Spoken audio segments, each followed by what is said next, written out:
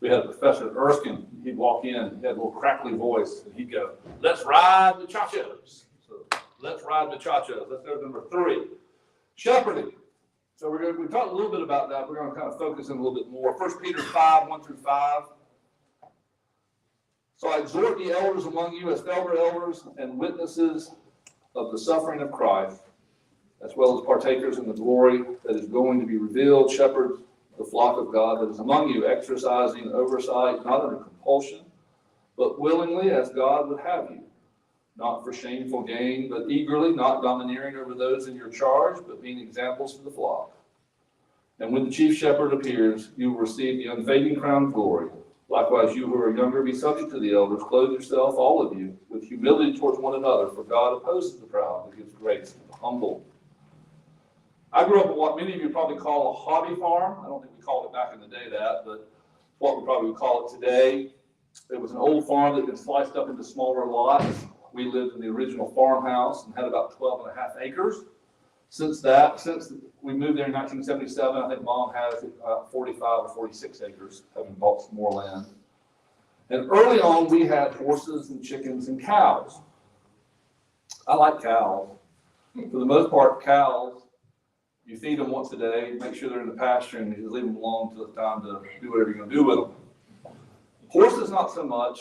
I found that horses love to get out on the worst spot, like weather like this, but colder.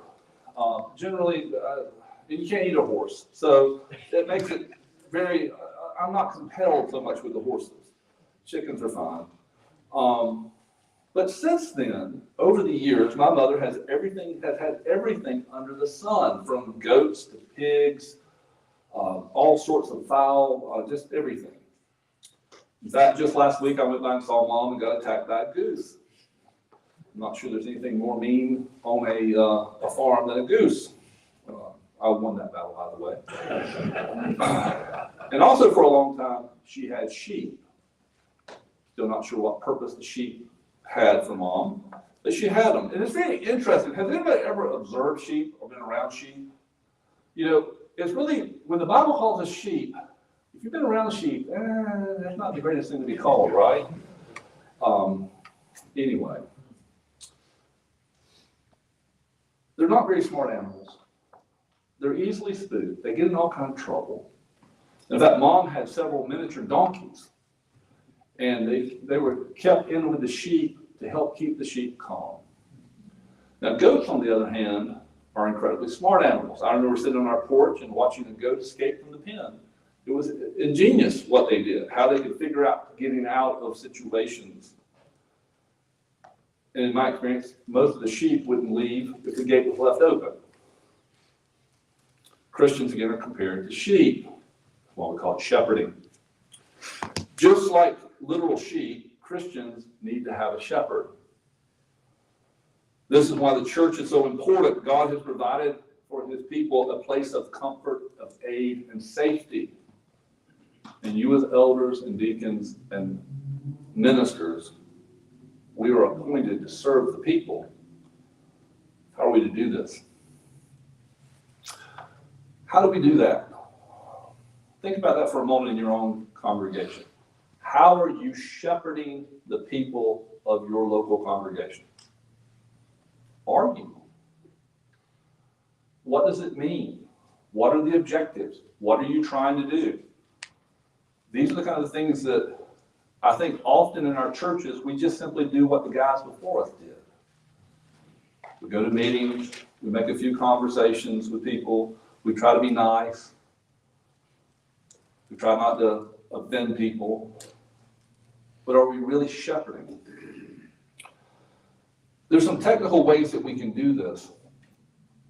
Do any of you have your congregation divided up into shepherding groups? Did I hear it? What? I heard somebody, I heard mumbling. Working on it. Who is that? Not me. Salem? Okay. Do you have to do that? No. Can it be a helpful thing? Yes. We did that at Lancaster. That's what Tim Whitmer in his book suggested you do. Larger congregations, I think it's probably vital that you have some division of the congregation so that you have people focused on a smaller group than just the crowd.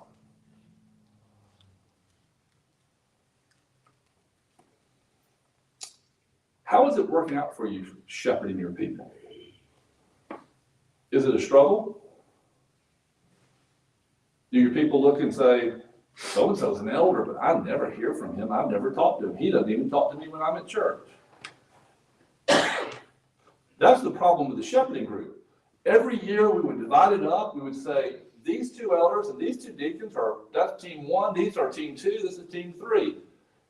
And they would, go send out something, contact these people, send them a note. And sometimes the guys would get all excited, they write a letter, and come, September, somebody come up to me and say, so-and-so is my elder, and I got a letter in January, but I haven't heard from them since. It's not just enough to have the division, you've got to be working the teams. If you don't have division, you need to be engaging the people somehow to shepherd them.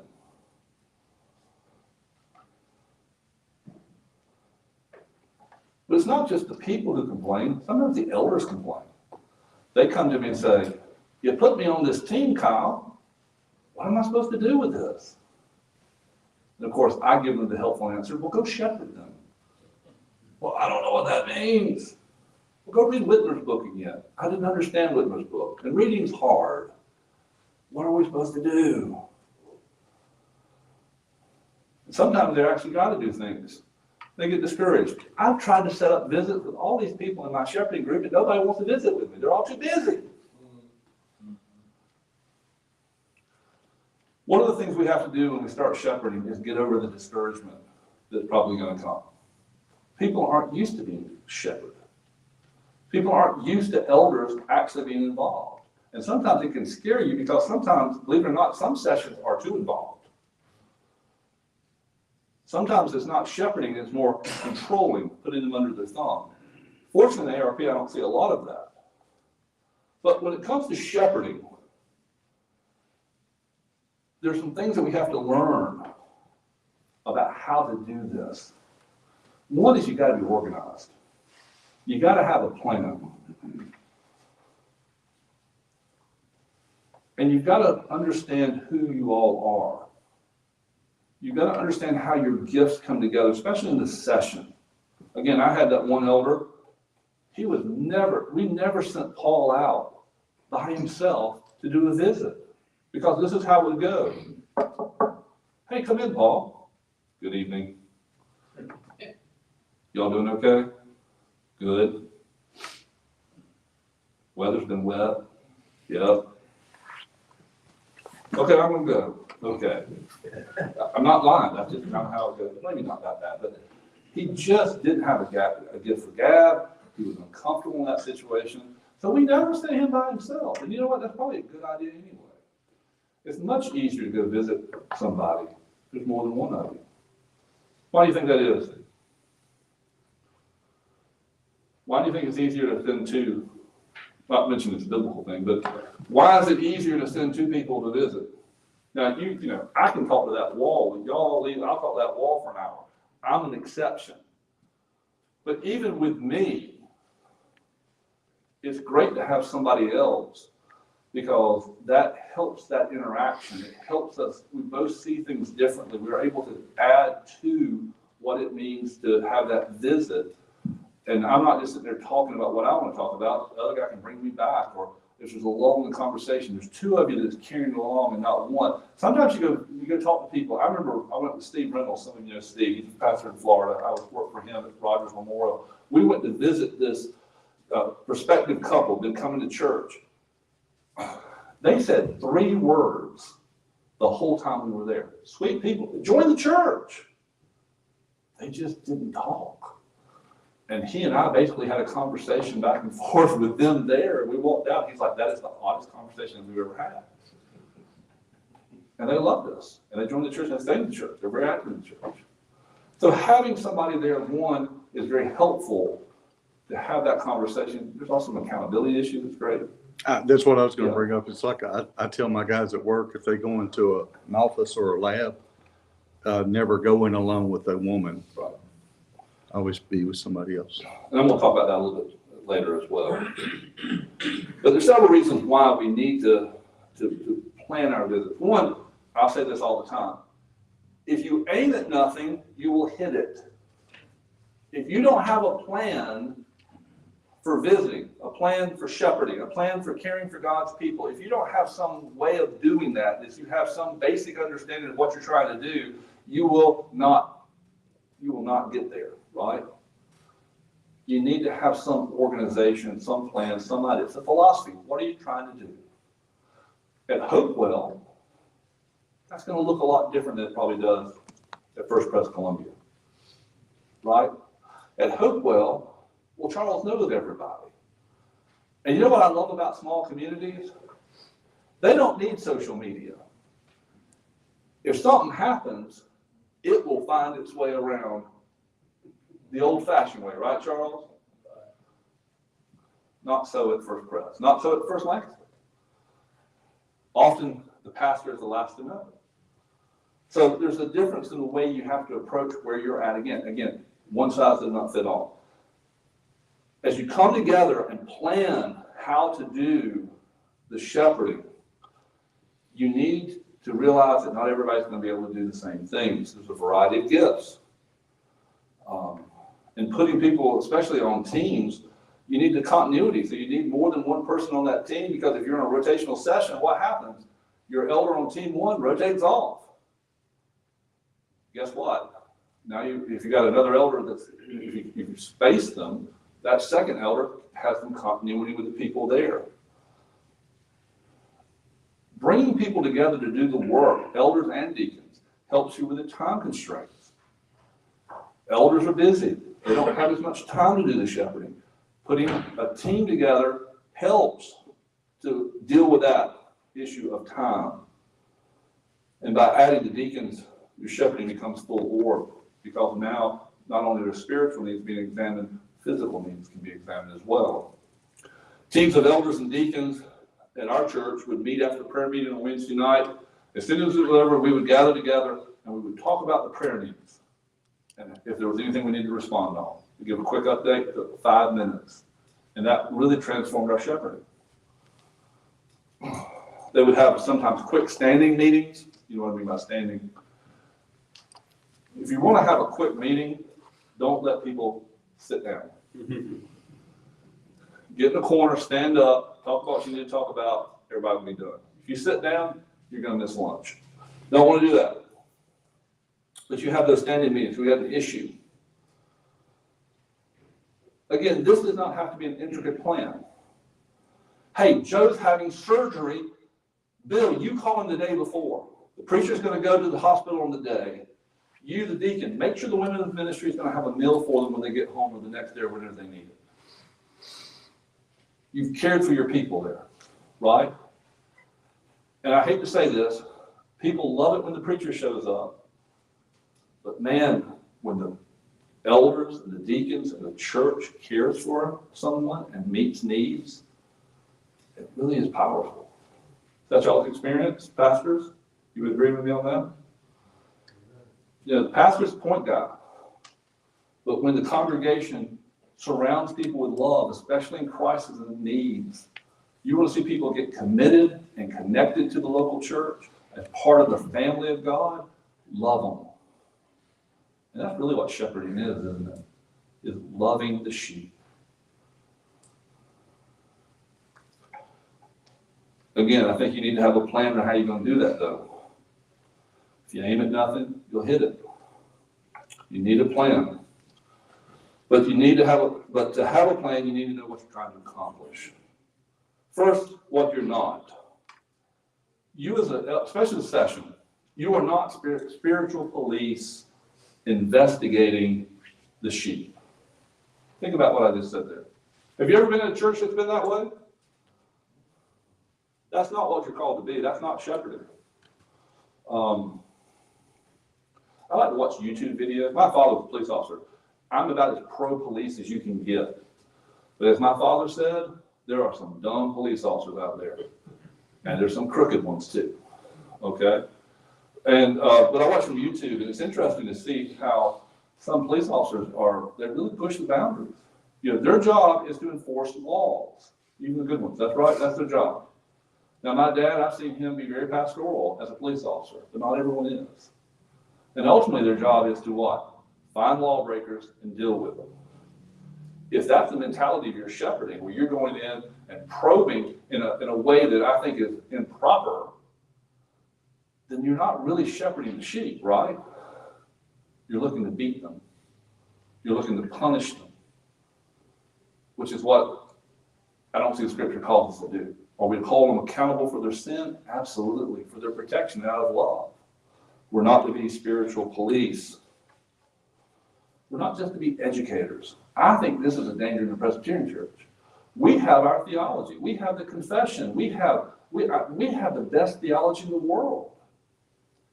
And if we're not careful, we focus on the head so much, and we forget the heart. We shepherd the head. We shepherd their theology. We have to shepherd their heart as well. The sheep are not there to serve you. You're there to serve the sheep. That's a simple but huge distinction. You are there to care for them.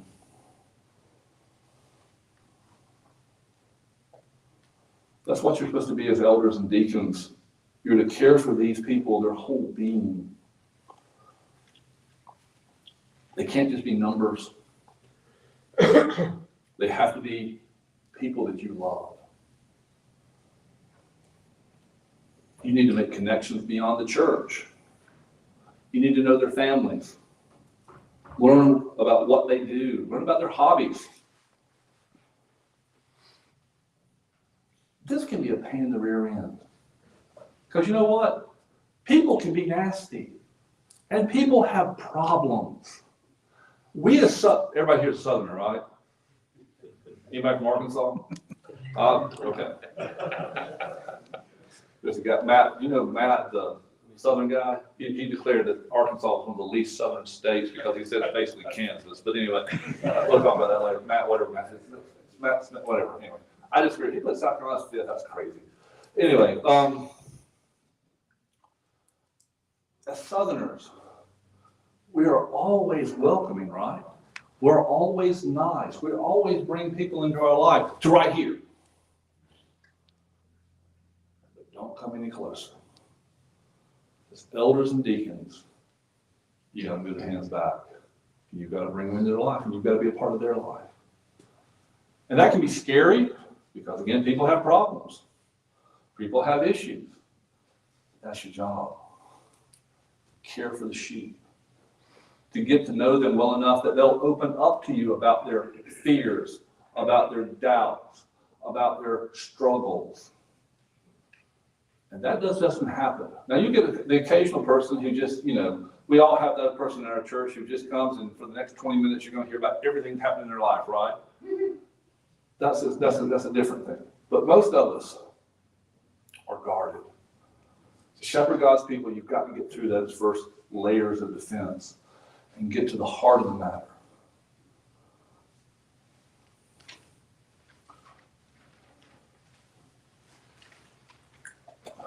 My wife and I, we worked with the youth at Smyrna. Youth are an interesting thing. I can't imagine being a youth today. And I can remember many times sitting and listening to teenage girls talk about their relational problems with their boyfriend, with my wife, thinking, you're 15 years old, you're going to break up in 2 months, it'll be okay, My wife took over most of this counseling for obvious reasons.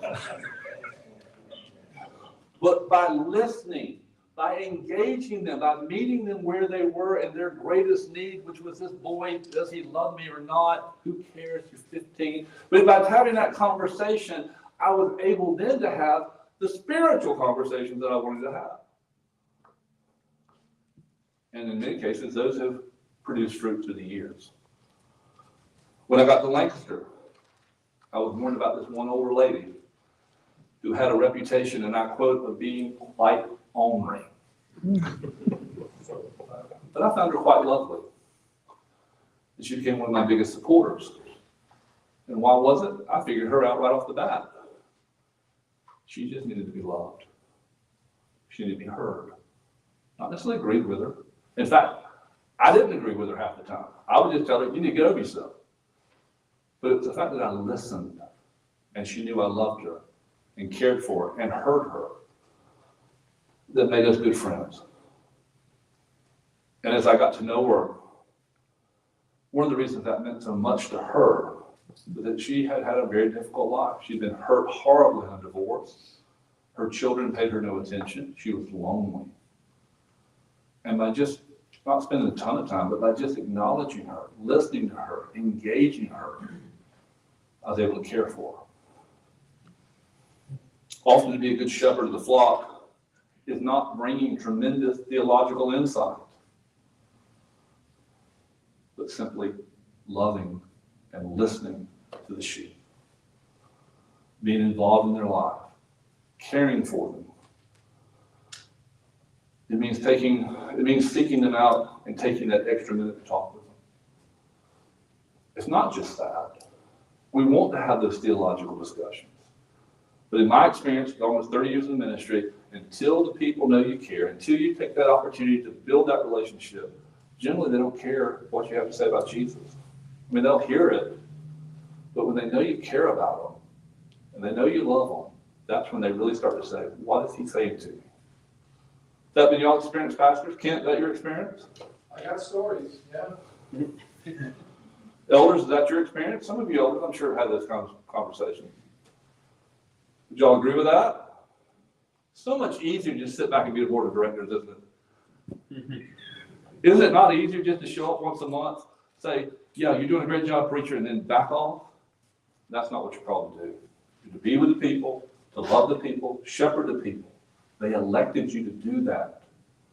The church called you to be an elder, to be a shepherd for them.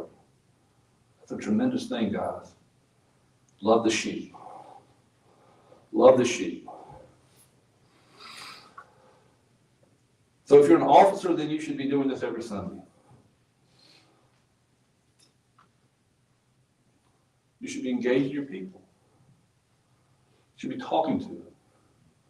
As I walk around, and I would try to do this, it's hard on us as preachers, but we had worship first at 10 in Sunday school. I would try to go out a little early and just walk around and greet people. Now, I don't have time to have a conversation, right? But I would try to go around and talk to people. But as I did that, I would try to look and observe the people. One of the things they taught us in counseling is it's watch people, look at people, read people. Often, if you walk in on a Sunday morning, if you'll pay attention, you can tell who's hurting. You can tell who's upset. If you know your people well enough, it'll just jump out at you, just like your children. Your children walk in from school. And what do? What's wrong with you? What's going on? So it's blah, blah, blah, blah, blah. You can tell, right? But you got to pay attention. You got to know your people. You got to care for them, and you got to pay attention to them. What do you think a shepherd does? Does he not know his sheep? Can you not look at the sheep and say, something's wrong with that sheep? Let me go check on it. It's hard work. It can be nasty work. But it's work you're called to do. You need to be looking for opportunities to build authentic relationships. What worries me about our churches is often we have people who go there who do not have strong relationships to those in the church. They don't have any best friends in the church. I want you to think about that. Here are the people that you are coming together for to worship God, who you have salvation in common, but yet they're not close to you in your life. That worries me because in my experience, those are the people who wander off. Building relationships, and it can't simply, this is the hard part, and I hate to say it this way, but it can't be with just the minister. Because in my experience, if the only connection they have to the minister, only connection they have to the church is the minister, then what happens? The minister leaves, guess what happens to them? They leave. Or, minister can't be friends with everybody. I can be friends with everybody. I'm friends with all of y'all. But I hope I don't have to talk to all of you for 10 minutes today before I leave, or I'm not going to get home on time on Monday, right? It's just the reality of things. But if we expand that out to the elders, we expand it out to our wives, we expand it out to the church, we need to be modeling what authentic relationships are and working through those. Some of your best friends need to be in the local church. Do you have trouble getting youth and children to come to your church? Say yes. Right? I mean, y'all struggle with that? What are you doing to build relationships with young people?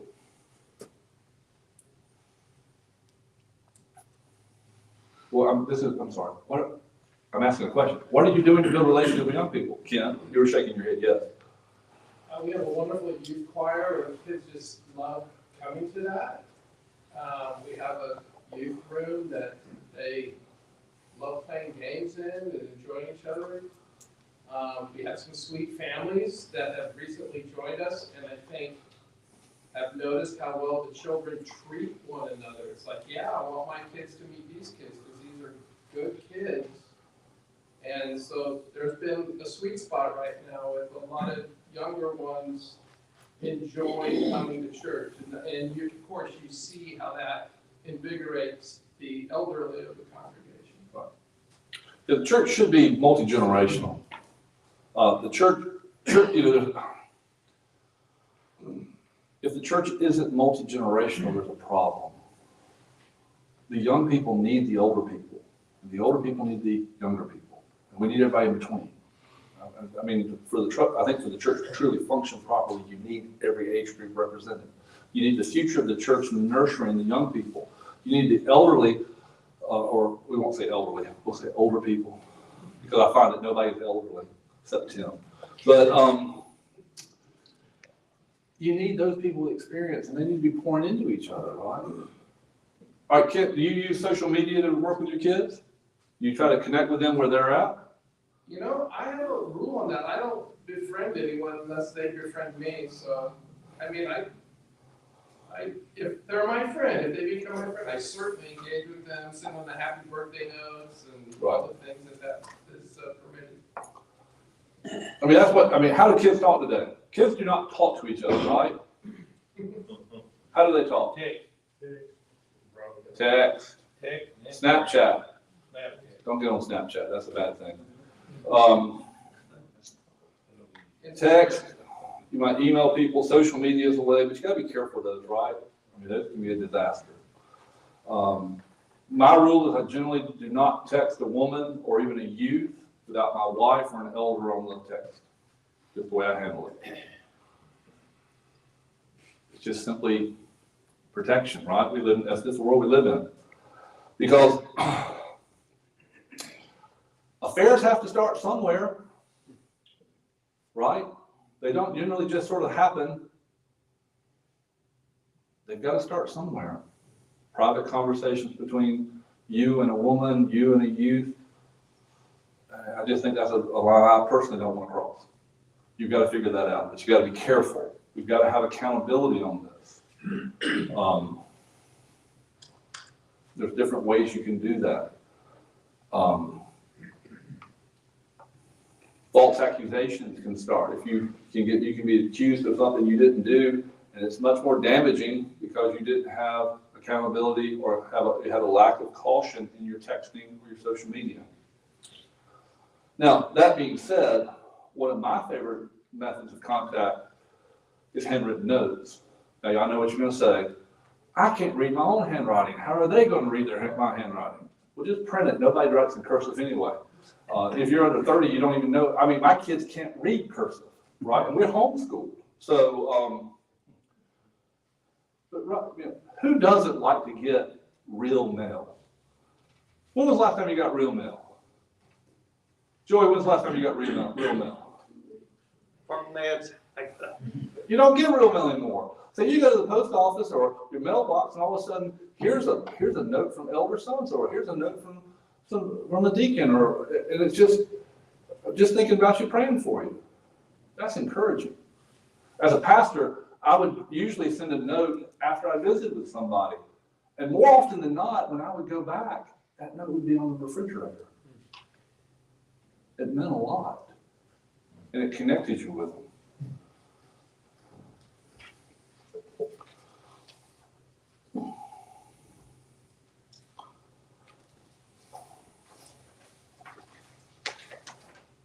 Sorry. There we go. Anyway. How to make these connections is really, in making these connections, I think is where you truly find the shepherding. If you make the connections to the people, if you build relationships with your people, if you're with your people, if you're engaging your people, when they need you to be there with the theological knowledge, with the biblical wisdom, when they're there, one, they're ready to hear it. Two, they're going to ask you. And three, you're going to be there ready to go. Shepherding doesn't start when there's a problem. Shepherding starts when you become an elder. Shepherding starts when someone comes to the church. It starts then, and you need to be intentional. Some ways you can do that. How many of you as elders visit in people's homes? I'm not talking about riding by and just saying, hey, that's good, that's fine. But how many of you intentionally go and visit people as an elder? Y'all do that? Y'all do that as I know some churches, they have one Sunday or one Tuesday a month. Elders will all eat dinner together and then they'll divide up and go out. We as pastors do that all the time. As elders, I know that you're busy. I know you don't have as much time as we do, but it's still good if you can do that. If you go into a visit, I want to give you some advice. The reason I say this is I had gotten my guys and I was so excited they were going to visit. And I did a devotion before a session meeting. And I said, this is a great passage to read when you're visiting with somebody. And I got this look, right? I knew my guys. I'm like, wait a minute, what's wrong? And Frank Brackett, one of my best visitors, goes, we're supposed to read scripture when we go visit? I'm like, well, it's not a bad idea. Try to have a portion of scripture that you can read and make just a few comments on. Just something encouraging. Always remember this one. If you go into a situation and they're having a difficult time, that they're just all of a sudden pouring their life out on you, they've got some difficult, horrible situation, always remember 1 Peter 5, 6, 7, right? That's easy. 1 Peter 5, 6, 7. What does that say? You might know? Tim, you know it. Well, that was about the younger man of the congregation. No, it's humble yourself behind the mighty hand of God. Cast your cares upon him, for he cares for you. Something like that. That's a constant version. But read it. That's a great one. And it covers, if you find yourself in that, that's an encouraging passage to read. But have some portion of scripture to read, make a few comments with them. Always pray with them. Make it spiritual. Pray for them. Pray with your people here at church. If they come up to you and say, I'm having a real hard time, I don't know what to do, and they go through let me pray for you. And just pray that God would help them. You don't have to have some fancy prayer. Just pray your heart. Pray with them. Try to be observant in the conversation as to needs. Again, if you know your people, pay attention to what's going on, and you'll be able to pick up what's happening in their lives often. One of the best things you can do at some point, probably at the end, ask them, how can I pray for you? And be ready for the response. Because this can open Pandora's box. I remember at my first church, I went to a lady's house. She was 80-something years old. Sweet, sweet lady. I knew that there was a family issue. I knew there was a crisis, but I wasn't really supposed to know. That make sense? So I went and I sat there for an hour waiting on her to bring this thing up, right? And she just a nice southern, oh, I'm doing fine, blah, blah, blah, blah, blah. And I said, well, I got to go. So I said, well, how can I pray for you? And she paused and she said, well, you know, my daughter's left her husband. 2 hours later, I prayed. Asking that question can open the door. It gives them the opportunity to be vulnerable and talk about what's really at the heart of the matter. Deacons, you need to be looking for how to care for your congregation and their physical needs. Because you know what is the biggest problem we have with benevolence within the church? Nobody will tell us what they need when they need it, right? So it's good that you listen. I had a friend that was, I was involved in politics in college, and one of my friends runs the Trafalgar Group out of Atlanta. He was the only pollster to get all the border states right in the 2016 election. That he called him for Trump, he got them all right. He was on Fox News, he was on CNN and all that stuff. I talked to him, I said, what did you do? How did you get this right? And he said, the first thing we would do the sample poll just like we always did. I would ask, are you voting for Trump? And we would never write down that question. We'd never write down the answer to that. We were looking for the second question. The second answer is, who's your neighbor voting for? And they would say, oh yeah, they're voting for Trump. We're not, because we're not those people. We're voting for Trump. He said that there was so much pressure not to vote for Trump, people would lie to a unknown pollster, but they would write out their neighbor. Now, why I bring this up is this. People in the church will not tell you what they need sometimes, but they'll write out their neighbor. They'll say, you know, Tim's car's broken down. He's not going to say anything about it. And don't tell him I said it. But sometimes that's how we have to operate if we're going to find out how to help people, because they don't want to be a burden. Some of it's pride, we got to work through that. Some of it's just they feel like they should be able to do it themselves. And probably all of us are a little bit that way too, right? So that's a good way to work that. At the church, I would encourage you in shepherding to take a little more time. Slow down.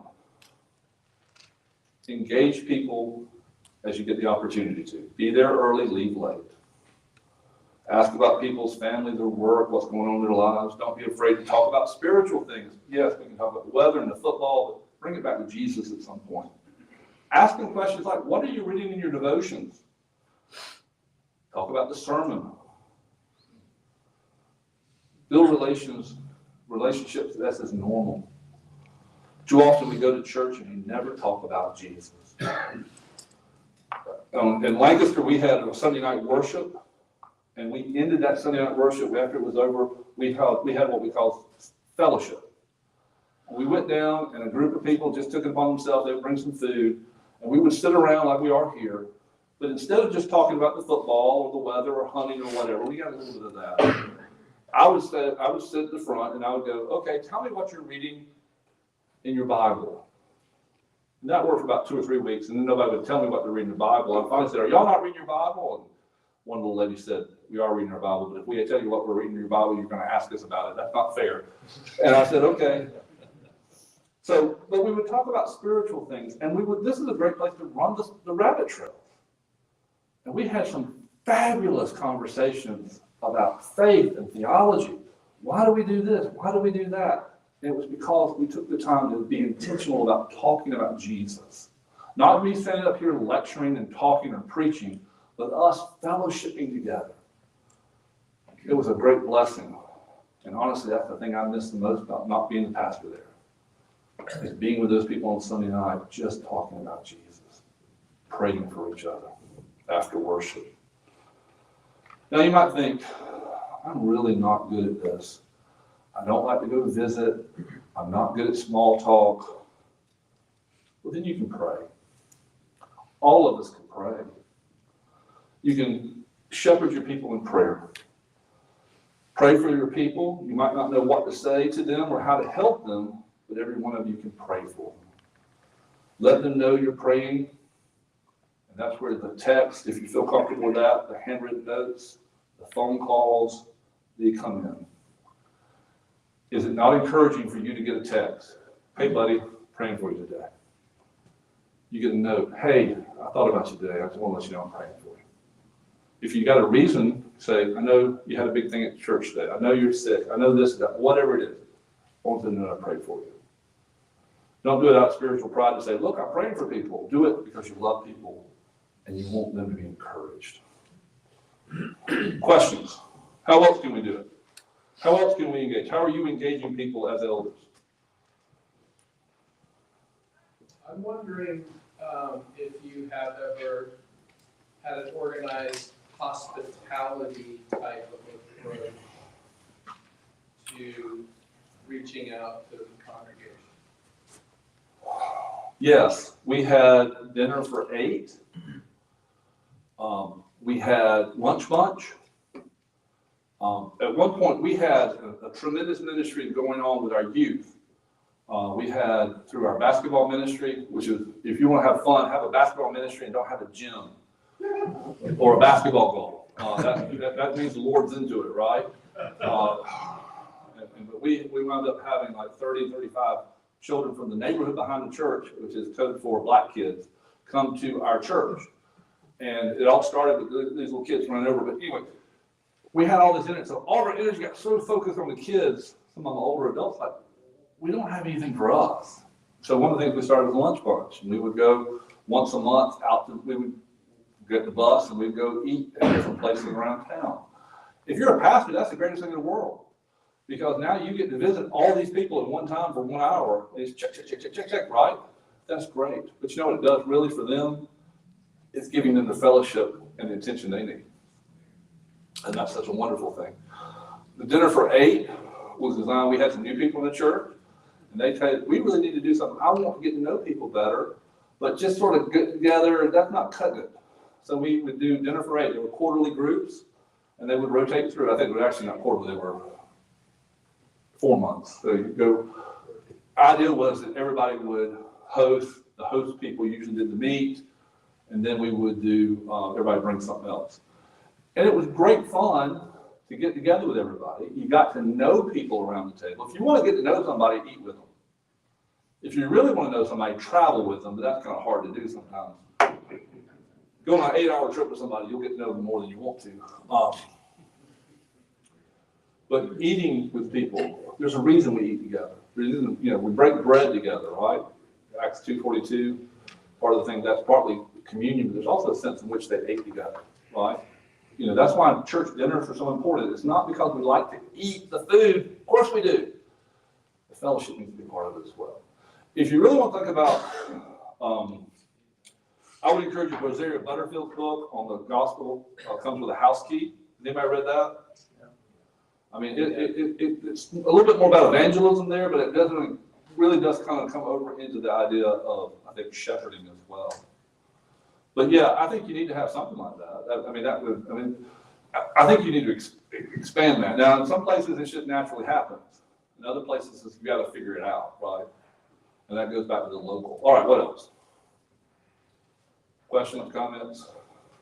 I've just got Yes. a comment on the youth ministry. I do think it's easy to get folks to separate youth ministry out to the point that you're not intentional about actually shepherding the individual youths in your church, where we worry more about potentially the programs and bringing kids in to the point that the youth are a category and not people. I know one of the most probably impactful people to me in my life as a kid, 10, 11, 12 years old, was an elder at our church who I'd go hang out with him in his wood shop once a month or something. And I think that was probably kept my mom out of jail. Right. But again, you got to be careful of that because, You do. I mean, I just get nervous about that, guys. It's just really hard in our world today that you've got to be, at some point, if the insurance companies, if our insurance, everybody has insurance at church, right? If they had their way, they'd just lock the doors. Yeah. Right? They'd just lock the doors. I had a lawyer in my church who's the chairman of the diaconate, and he kept saying, we got vulnerable here, vulnerable here. I said, listen, the only way that we can mitigate completely our liability is to shut the door and just stop coming. By bringing people in and doing ministry, but you've got to be smart about it, right? And there's ways around it. We had cameras at our church, and sometimes my secretary, when she wasn't there, it's very awkward. A woman comes in and wants to talk to me. And now I'm here by myself with a woman at the church. I do not like that. So what I learned is before I had cameras, we'd go outside and talk. When we had cameras, we would sit out in the hall and I would talk, and there's a camera there. Often I would text my wife, so-and-so is here and we're by ourselves. I mean, it's just about accountability. But we've got to have real relationships, right? So we can't just put up a wall from people, so we got to mitigate those things and be careful with them. But I'm the same way. I got to ride around with my pastor. I remember 3 days that he just took me with him and we would go and do things. And I got to shadow him and it really affected my life. So we don't want to, like you said, you don't want to just push it into those are the youths, right? Anyway, other questions? I'll piggyback on to that a little bit. One of the questions in dividing up shepherd groups that's kind of come up is, who do we shepherd and who do we not? I know that may sound a little stupid. But it played into church membership and, things of that nature, and you get into people like non-members, spouse non-members, youth, people like that. All right. The way we handled it is we put regular visitors on our shepherding. Is what we did. Because we figured if they're if they're coming to worship regularly, if they're part of our active group, we want to care for them, even if they're not technically members. And our responsibility isn't as formal. There's a sense in which I think your responsibility as elders, our responsibility as pastors, it goes beyond the boundary of our membership. It goes to the lost, it goes to those who are searching, it goes to others. As far as children and youth, if they're members, the children of members are probably non-communicant members. So they're actually members, right? And they should be there. We always just did a family group, usually.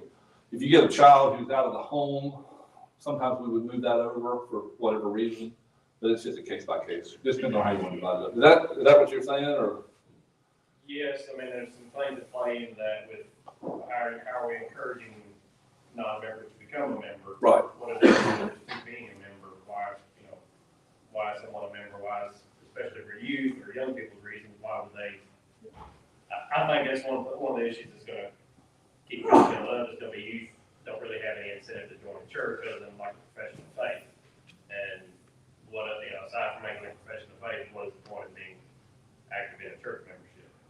One of the places where I think that this gets to be, one of the places where I think there's a rub of not being a member is in the Lord's Supper. And you need to make sure that if they're not communicant members, they should not be taking the Lord's Supper. And often this is a great opportunity. Why can't I take the Lord's Supper? There's your opportunity to talk about what it means to give a profession of faith and why that's important, right? I had a member who came to me and said, my son, he's almost 18 and he hasn't joined the church. I really wanted to join the church. And I looked at him and said, called him by name. And I said, yeah, that's right. But he needs to come to church if he's going to join the church. So there's always that tension there. And, but it's not a matter, we don't believe in just at 12, they join the church. I would run classes for people. I would run communicants classes for people. I'm a big believer that you don't say, hey, you've got to come join the church now. They've got to show some evidence of faith. Worst thing you can do is say, you're a Christian now, when they're not. Yes. Right? All right. Other questions, comments? Nick? So, real quick, I was not really a question. I just kind of want to get your kind of comment on this. So I want to piggyback on what Joe just said. So we're right now at Salem shooting for putting together shepherding groups and things like that. Kind of the first step in doing that is trying to figure out who is it that we owe pastoral care to.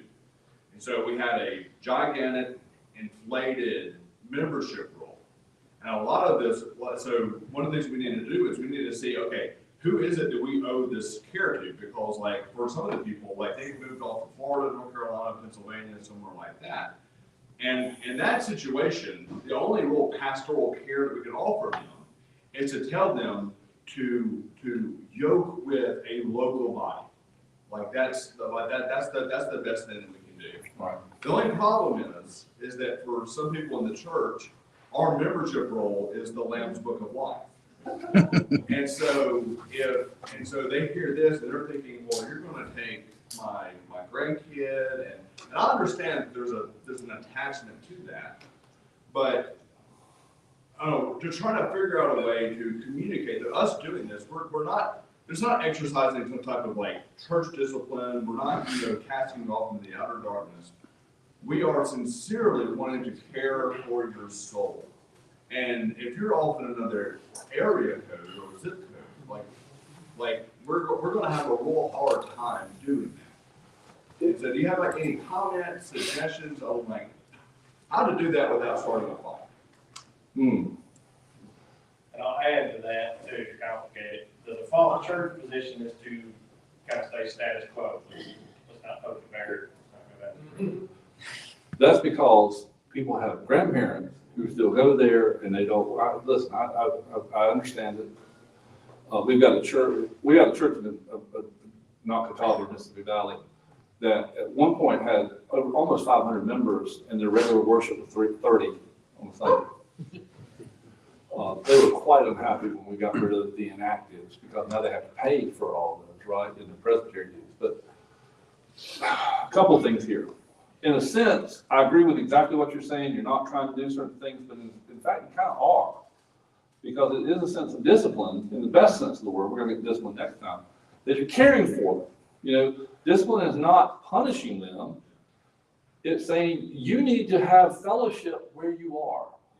We love you. You're always going to be connected to Salem. Salem is your family church, but you need to have a church where you are. It's one thing if you got somebody who's working for the government, they've gone for 6 months. That's one thing, right? But if they've been living in Florida for 15 years, one, I hope they have a church. If they don't have a church, there's a bigger issue than church membership, right? If they do have a church, join that church, right? Again, this is tricky. And if you do take people off the roll, we are saying they're not Christians, right? We believe in the visible church. If you're not part of the visible church, that's a problem. Is that too harsh, Tim?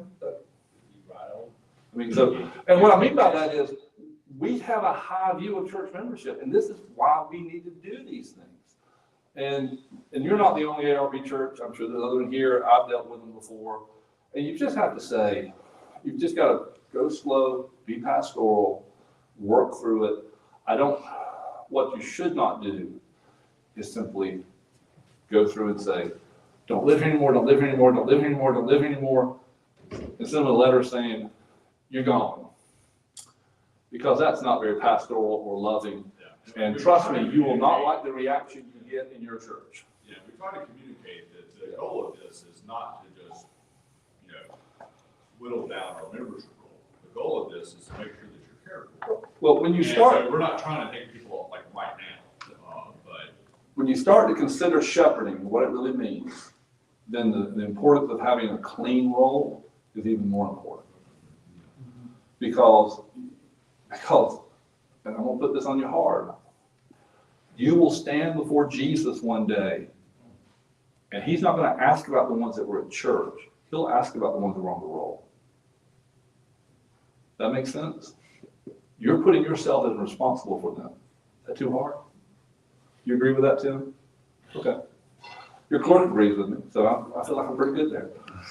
But seriously, when we talk about shepherding, this is what gives me pause at times and encourages me and makes me pray for my people, is that one day I'll have to give an account for what I've done for them and my shepherding for them. I'm thankful we serve a God of grace and mercy. And I'm glad that he's a better shepherd than I can ever be. But I want to be faithful, and you should too. Are we ready, Kent? I want to ask you just one quick question. What's your opinion about pictorial directories?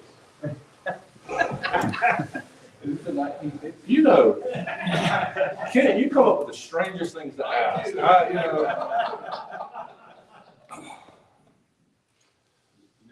Do you want my opinion? Here's my opinion.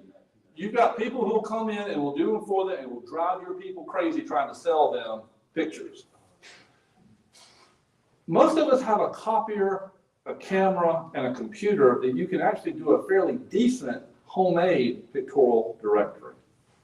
That's what we've done at Lancaster. I highly recommend online pictorial directories. If somebody wants a hard copy, Print it out and give it to them. Oh, you just put it on your website? Is that what you're saying, or is there an app? You put it behind the wall so that just, that, So you have to do the name of it? Yeah. I don't know. Oh, so these young guys like Alex, they know, Alex is these young guys, these tech savvy young guys, so we can, But there are people who want a hard copy of it, and so you just print it out. Yep. And it's easily edited. Kyle, this is not about pictorial directories, but one of the, and Thanks. it's not important, I just mean I'm changing direction. okay. The problem is that there are other Christian denominations that do not purge their rolls. Therefore, people in the community, you know, that are, and if you're in your church, you're not purging, but I mean, I guess you are purging in a lot of ways. You know, those things, but they say, well, so-and-so church doesn't, they're always a member of that church. I think it needs to be some education done on what it means to something. I'm saying, you know, about what it means when you take people off the roll. They don't understand it. Well, you're exactly right. And what I will say to you guys is y'all need to understand it before you try to explain it to them. Right, you're right. You need to understand what you're trying to accomplish. I feel like the Salem Church, what I've just heard there, y'all are doing a good job of trying to figure out why we're doing what we're doing, how to do it in a pastoral way. You can't purge the role, right? You can't just say, now, there are times, we had a name that came up right before I left Lancaster, and we all sat there, we called in all the elders, and we're like, who is this? I got 4 elders who had been there their whole, they were born into the church. There was no break. There's always been one of those guys at that church from the time they were born, probably in the 40s to now. Nobody knew who this guy was. We asked, couldn't figure it out. He had to go, all right? But, you know, if it's just somebody who, if they live in the community and they have stopped going, you gotta go address that pastorally.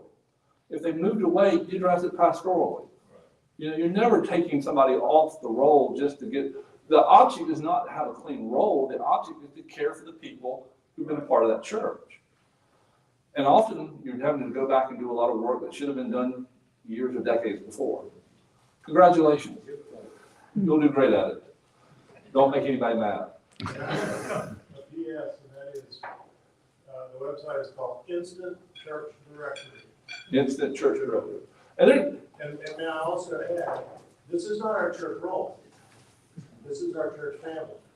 So there are a lot of folks here who do not know their church, and we care about them. Now, our church may be unique in that we have a lot of attenders who are not members.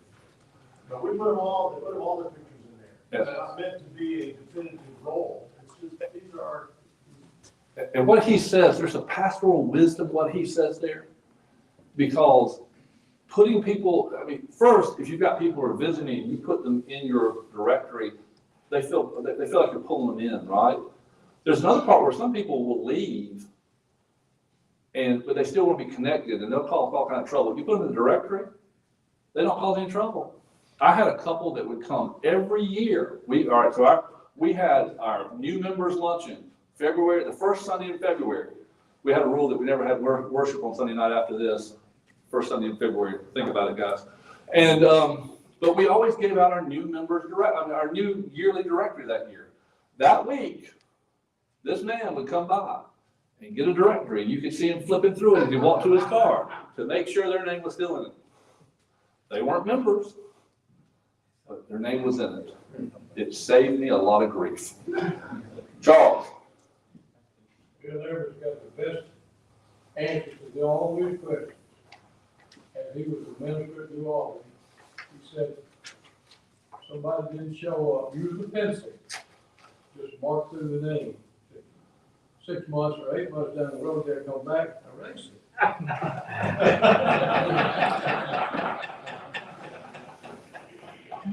Yeah, I'm not touching that. I don't know. I think that's a Mississippi thing that I don't understand. Anyway. All right. Are how are we on time? Any other questions? I mean, let's sum up. You're responsible for these people. Now, not ultimately, I mean, God is ultimately responsible for it, but you need to love them, you need to engage them. Some will be great and wonderful, they'll be one of the highlights of your life, the ministry to these people, and other, as Andy Putnam always tells us, sometimes the sheep bite. And you'll have some like that, which is your job to shepherd them. It's your job to figure out with your other elders and your minister and your deacons how to do it. Kind of talking more to the elders there, but you understand what I'm saying. Questions, comments, thoughts? You all ready to eat? Wait a minute, Kent's up top. Well, I was gonna pray for the meal. I just figured that with all these men in here, the room would exponentially get warm. So if you're cold, I apologize.